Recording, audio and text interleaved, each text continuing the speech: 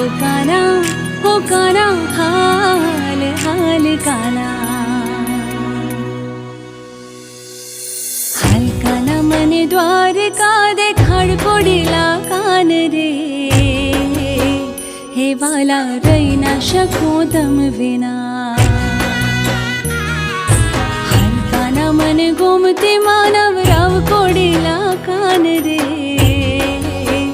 हे वाला रही ना शकूं तम विना।